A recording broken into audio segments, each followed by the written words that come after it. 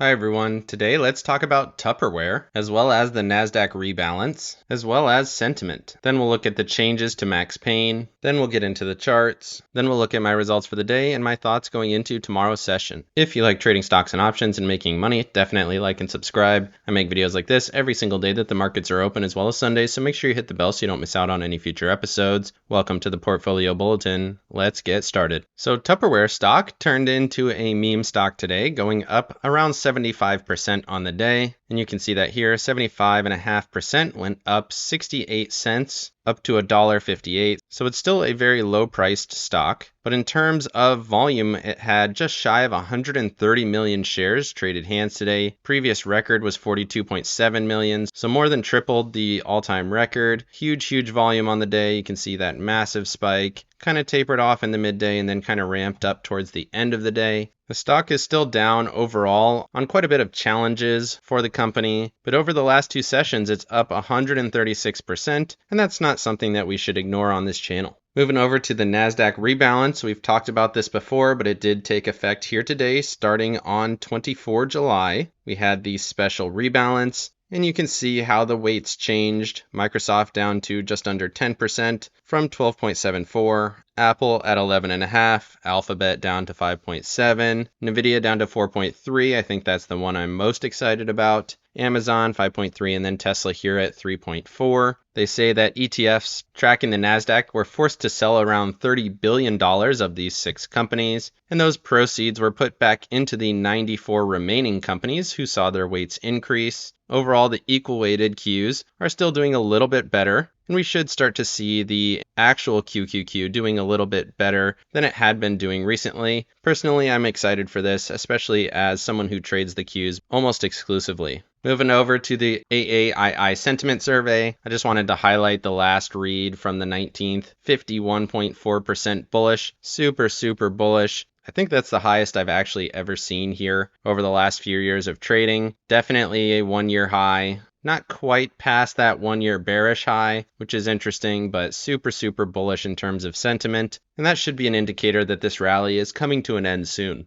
Moving over to the economic calendar, you can see global composite PMI in the Eurozone down worse than expectations. Global US manufacturing PMI slightly better than expectations, but still below the 50 mark. And then here's services PMI 52.4, so worse than expectations, but above 50, which is good. 2-year note came in at 4.8, which was higher than the previous read. Still pretty high on interest rates. Looking at tomorrow, basically nothing on the calendar. Consumer confidence at 10 o'clock shouldn't have a huge impact. And then don't forget, on Wednesday, we have the FOMC statement, as well as the press conference. Any holdings that you hold overnight and into the morning might be affected by this, but definitely in the afternoon tomorrow, all of our holdings will be affected by the FOMC statement and the 25 basis points hike that we're going to get. Also, looking at earnings, don't forget it is a massive day tomorrow. We have Microsoft and Google leading the charge, Visa, Louis Vuitton, Verizon, General Electric, as well as Waste Management and Sherwin-Williams down here. Huge day for earnings tomorrow. Finishing up the data here with max pain, I want to highlight these massive put walls that came in here today, 444 and 449. Massive put walls that did not exist before today. In the Sunday video, we talked about a finish between 451 and 460, and that seems even more likely now with these massive put walls that we have to contend with.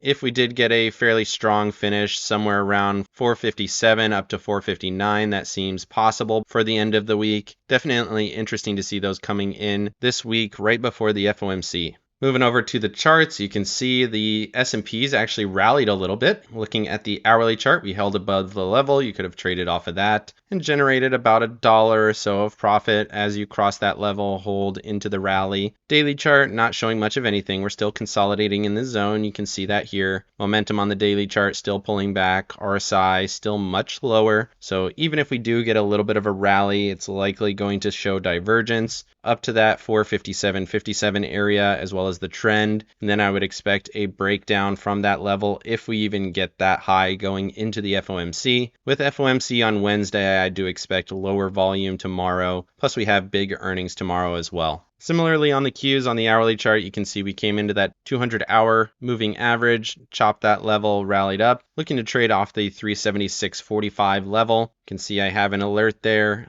We're just above it now. After hours, 376.51. That continues to rally here. That could be interesting. Overall, looking a little bit more bullish today after the day of consolidation. Doesn't mean that we're going to take out this previous high, and I still don't think that that's going to happen. I would expect this to top out and then probably show some selling with the FOMC, but we'll see. Right now, daily momentum still bearish. Daily RSI still above the 50 line, but moving lower. Trend still intact. We're between the 9 and 21 EMAs here on the hourly chart, as well as being above VWAP. Got very close to my lower level, 372.85. Didn't quite get a buy in that zone, but I was selling a few puts as we continued to hold this 200-hour moving average. That was my stop loss for the day. We continued to hold above it after we had that initial fairly strong test. Overall, not a bad day of trading, and it does look a little bit more bullish going into tomorrow. Moving over to the Russell here on the 4-hour as well as the Dow on the 4-hour, you can see the Russell did basically go sideways on the open and then rallied a little bit after throwing a wick to the upside. We're not above my level, 195.15, but it did show strength today, a little bit more than I would have expected. We were below these shorter term EMAs and I thought we might get a bigger sell-off down to 191.89, but overall this looks a little better. I would like to see it hold above that 195.15 and then look for a push a little bit higher. The Dow, strongest of the bunch, continues to go higher, making new highs. This trend still super bullish, still intact. Talked about that this weekend. The Dow looks like the strongest of the bunch right now. Moving over to NASDAQ SPY and SPY M2 money supply. I talked about these this weekend and I want to continue to highlight them here. NASDAQ in a period of underperformance. SPY M2 continues to rally into the highs going back to November of 21. These are the all-time highs based on this chart. If we get into this zone, I do think that's going to be a very important level where we could see a substantial change of trend. We're not quite there yet, but it is something that I am watching very closely. Moving over to Apple and Tesla on the 4-hour. Apple not doing much of anything, continues to chop between the 21 and 55 EMAs on the 4-hour chart. Momentum bearish, but drifting towards neutral. RSI just barely above that 50 line. Still in a period of consolidation, just below 193.96 as the level of resistance. Tesla, on the other hand, hit that 144 EMA on the 4-hour and then rallied pretty aggressively, broke my 264.68 level. So we're still holding the longer term trend, which is interesting. Could absolutely rally up to the 21 EMA, 276.20, 55 EMA sitting just behind it, 276.31. That would be my short term price target here. If it breaks through that level, you could absolutely see a push much higher. I don't think that that's going to happen, but it is something that you have to entertain. Momentum pushing towards bullish. RSI still below 50, but showing a little bit more strength. Could absolutely just be setting up a lower high and then start to push back down to this 232.84 area. Definitely interesting to see here, especially with the reduced volume now coming from the Qs. Moving over to Meta and Alphabet here on the weekly charts. I just wanted to highlight these. I didn't talk about them in the weekend video, but they are fairly interesting. You can see Meta, big engulfing candle last week. Looked like clear rejection from trend. We're still bearish here this week. If this breaks the 9 EMA on the weekly chart, sitting at 286.62, and then it starts to push down to VWAP, 272.93. That would also break my 283.47 level. That would be quite interesting. And then looking here at Google, very similar in terms of a setup, except this looks more bearish with a double top setting up at 122.54. We tested it once, big push from VWAP, tested a second time, and almost engulfed that candle, and now we're holding just below that resistance and just above VWAP. If VWAP breaks, then we're looking for a more substantial push down to 116.64. Definitely something to watch going into tomorrow's session. Moving over to staples and discretionary. Staples rallying still seeing that rotation. Discretionary showed a little bit of strength. Got above the 9 EMA here on the 4-hour chart. Still well below the 55 and 21 EMAs. Momentum still not great. RSI still not great. So definitely more strength here on staples. Definitely overbought there as well on the 12-hour chart. but there is a little bit of strength. This is probably driven by the Tesla move today, up around 3% on the day, which is pretty aggressive considering that we'd been down so much off of that earnings report. Moving over to energy and financials, you can see both of these are on a run. They led the sectors here today. Financials continuing to rally, looking for a price target of $37. Oil and gas also rallying here today, holding above 135.07, looking for a push up to 142. Moving over to the 50 and 200-day averages. For breadth, you can see the 50-day average moved a little bit higher today. Not quite overbought yet, but still pushing into that zone. 92.25 is the target still. 200-day average dojied on the day, right at resistance, still holding there. Momentum on both of these still bullish, and no major changes.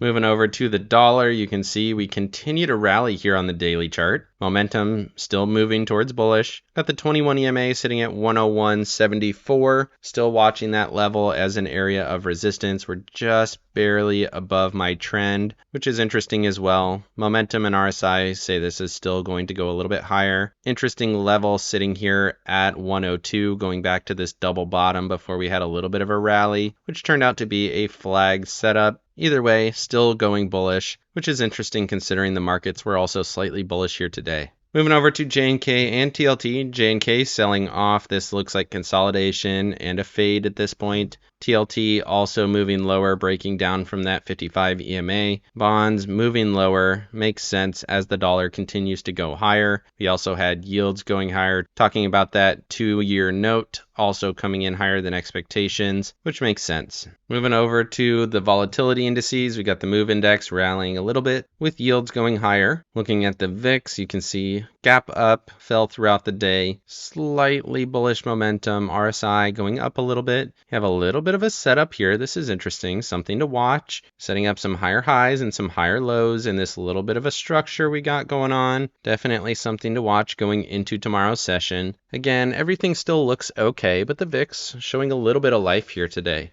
Moving over to my accounts, you can see I still did pretty well on the day, up around $250. I sold those 195 calls on my shares in my IRA pretty early in the session. I ended up rolling those out to Wednesday. I held those basically to the last second, so I got almost all of the credit on those. You can see we were just below that level right at the end of the day. And then I rolled them out here for $1.23.24. So collecting just less than 1% on that covered call, which is great. Also looking at the Qs here, I ended up getting into some shares, which is interesting. We're still holding above that 200 SMA on the hourly chart, and that is going to be my stop loss for these shares. As long as we continue to hold above that level, I'll be in good shape. I still have 2 calls on for tomorrow, 377 and 378. I decided to sell a 375 put as well to balance out that 378 call. We'll see how that plays out. It did look pretty good going into the end of the day, but again, I have some pretty tight stops, and if the shares continue to go lower, I'll take those off as well as take the puts off and then hold on to these calls and take the profits on those calls to cover any losses. So shouldn't be too big of a deal. Still basically neutral on the Qs and slightly bullish here on the IWM.